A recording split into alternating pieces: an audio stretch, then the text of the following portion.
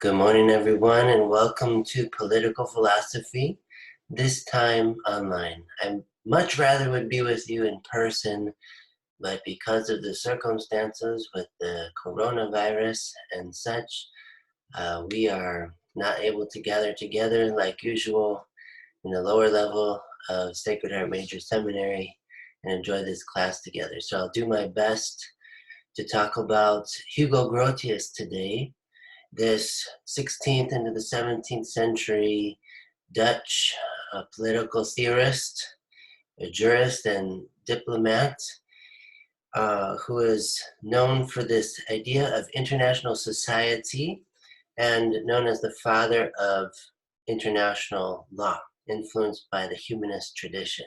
So we'll do our best to talk about Grotius. Some say Grotius. I tend to say Grotius. And I'll highlight various places in our book by Clara Karpowitz on the history of political philosophy and his 8th chapter on Grotius. A kind of refreshing chapter, I think, following Machiavelli, for all both the positive and negative features of Machiavelli's thought. Grotius really seems to fill out what was lacking, I think, in Machiavelli. We're going to see how here as we highlight some of the points from chapter 8. First, I draw your attention to page 142, and to situate Grotius in his social, political, historical, cultural, religious context. And he lives in what has become a rather Calvinist Holland, and it's known to be theocratic, and that is, it aspired to make the Calvinist Church and the state coincide and to rule the state through the church in some degree. So it's interesting thinking back to the debate last week and how Kevin was mentioning the gospel takes us into this morality beyond the natural. And thinking of this relationship so close between church and state, in this case, Reformed Christianity, Calvinism, that has such a unity with the state, trying to live out these Christian ideals through the secular polis as well. And Grotius, influenced by the Arminian strand of Calvinism, really promoting this concept of religious tolerance.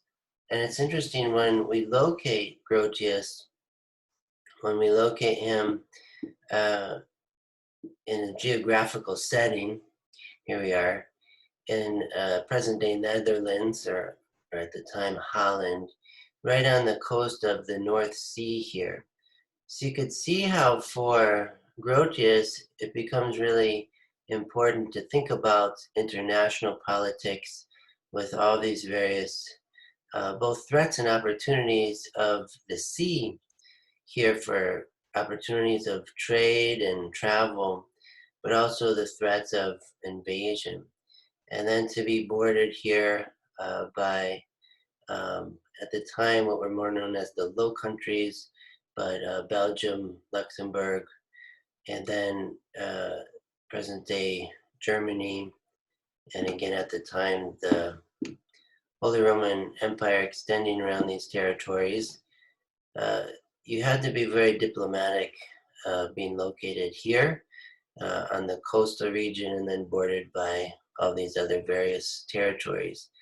So Grotius understood that it was important to work at diplomacy and negotiation. And in this time of the Protestant Reformation, as religious pluralism continues to develop throughout Christianity, not only is there the one holy Catholic and Apostolic Church, but now there's Lutherans, and there's Reformed Christians, the Calvinists, and there's the Anabaptists, and the Church of England, and on with all these various new denominations. So Grotius finds this to be very important now to deal with the religious other and the international other. So then I want to think about together page 144, 145, under the section of the just war tradition. 3 lines from the bottom of 144, Cora Karpowitz acknowledges the pluralistic environment of the modern world. In the aftermath of the Protestant Reformation, this is the emergence of the modern secular state, and gradually a kind of growing distinction between church and state, even though for this Calvinist context in which Grotius is living, there tends to be a unity between church and state to a high degree. But in any case, indeed, it's a growing pluralistic environment in the modern world. Everyone in one's local community is not all of a sudden of the same belief system, the same mentality. And so this is an important thing to know what's happening in history, as I'm sure many of you already are aware of this at this time, these things going on. On the top of 145, whereas in Machiavelli, he gives us this idea of the state always has the right to war, whether it's regarded as just, unjust, it doesn't matter. The important point for Machiavelli is the state's right to war. Grotius wants to nuance this idea and come back to Cicero's distinction between just and unjust wars. To draw this distinction and to regard just wars as justified, but unjust wars as lacking the warrant for their pursuit. Further down on 145, I like the sentence in the second paragraph, about 6 lines in. At this time, after the 30 Years' War ended by the Peace of Westphalia, this peace embraced the notion of state sovereignty, guaranteed to rulers the authority to choose which virgins of Christianity their people would follow, and secured for the Protestant creed free expression in many parts of Europe. It also marked, this is the second important point, the emergence of international society, the acceptance by states of rules and institutions binding on them in their relations with one another. So at the same time, the emergence of the modern secular state gradually here, but also the emergence of, therefore, international society. The Holy Roman Empire is dissolving in these years and leaving all these various nation states as autonomous and then in relation to one another. So this question of international politics becomes a very important one, more so than ever before in human history. So let's continue on then to page 146, thinking about Grotius's arguments against raison d'etre and this emerging concept of double morality, private and public morality not necessarily coinciding. If we look at the middle of the page, Grotius rejects this kind of view of double morality. But in humanist fashion, thinking of this humanist perspective of inclusivity and of the art of negotiation and diplomacy and conversation. So in humanist fashion, instead of attacking his contemporary opponents directly, Grotius makes his argument against Carneades, who, as you can see his dates there, lived between 2015 and 129 BC. And Carneades was this critic of natural law and an ancient representative of the belief that in international politics, nothing is unjust that is expedient. So Grotius is arguing against this idea, nothing is unjust as long as it is expedient by the hands of the state, especially in this concept of raison d'etre. Arguing against Carneades, and therefore against many of his contemporaries, influenced by this Machiavellian tradition and these kind of ideas that continue to go to extreme beyond what Machiavelli was saying. Grotius is arguing against this concept in which justice would be derived from utility, based only upon calculation of the advantages, self-interested advantages of the state. This idea that no law beyond self-interest is an idea of Carneades. Grotius is arguing against this kind of thing. Grotius is arguing against this concept that might is right. And really what we sense here is this early utilitarian ideas. Grotius arguing against this. Survival of the fittest, purely this mentality, this Latin concept of the conatus ascendi, the struggle to be, where self-preservation is everything. He's more idealist than realist in these senses. So he's filling out this this kind of reductionism of political idea, political realism. We saw more with Machiavelli. He's filling it out with a more balanced political idealism, which is very helpful for us at this point. Page 147, similar to Cicero, he has a more positive view of human nature. That human beings are able to know good and evil and act according to general principles. And moreover, Grotius characterizes human beings as having an overwhelming desire for society, that is, for social life, not of any and every sort, but peaceful and organized according to the measure of intelligence. This is a very helpful point from Grotius, a very Catholic kind of point. The optimism about human nature that even though fallen, even though prone to concupiscent desires, at the heart of our hearts, we have a desire for genuine communion with God and with each other, an overwhelming desire for society. It's really a tremendous concept, I think, related to the communion of angels and saints, related to the communion who God is as Father, Son, and Holy Spirit. An overwhelming desire for sociability, to be social, a desire for friendship, to be with other people, drawn together by our common stock of reason, of human intelligence, of natural law, of being created in the image and likeness of God. We long for these things, we yearn for these things, and it's this vision, this goal itself that can help to cause us, moreover by God's grace, to live virtuously. Further down, toward the middle of page 147, he has confidence in this law of nature, the natural law. This law in conformity with the social nature of humans and the preservation of social order. It is a universal law, a law that applies to all human beings, no matter what state they are from.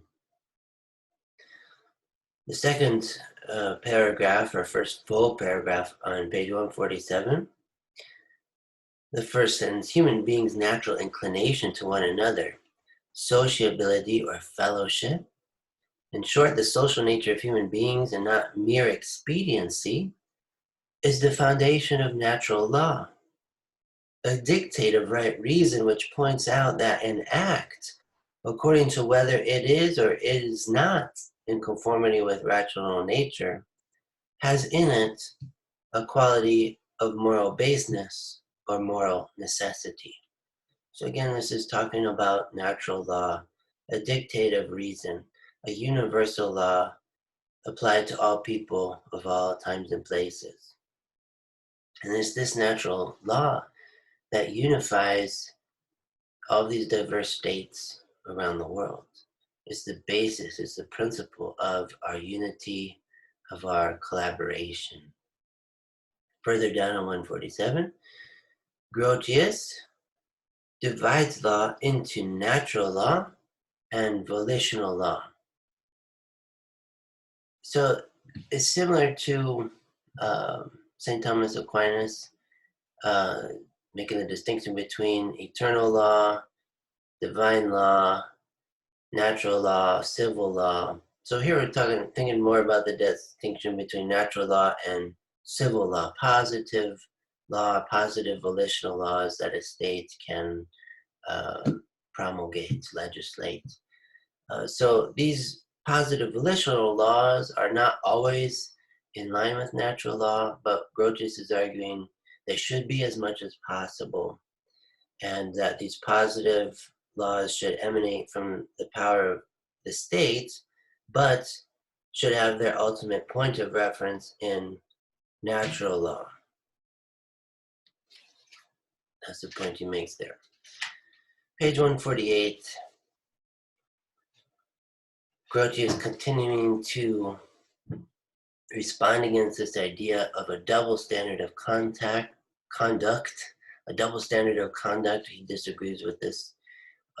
Rather, he argues that there should be a clear-cut parallelism between the morality of the individual and the morality of the state. They shouldn't be two different things and contradict each other when compared. So 3 lines down, 148, there is one morality that is applicable to both nations and individual human beings. The next few pages talk more about just war doctrine. Again, Grotius going back to ideas of Cicero there, and even as taken up by St. Augustine. On page 151, thinking about the universality of international society. This is really a beautiful idea, I think, and we might say also a Catholic one, even though Grotius is Calvinist. Anything the Calvinists have as far as Christianity is rooted in the Catholic Church, which is the original church. So this Catholicity idea of relating to the whole, all these diverse members and parts yet all together united toward a common good.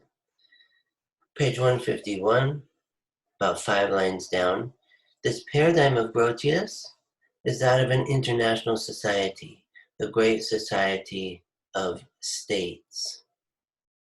And then Korab Karpowitz, our author, I think does a nice job of showing the distinctions between these various ways to understand a single nation state in relation to other ones. The first paradigm is that of Machiavelli, and we'll study later Thomas Hobbes, in which the sovereign states in their dealings with one another are in this state of nature.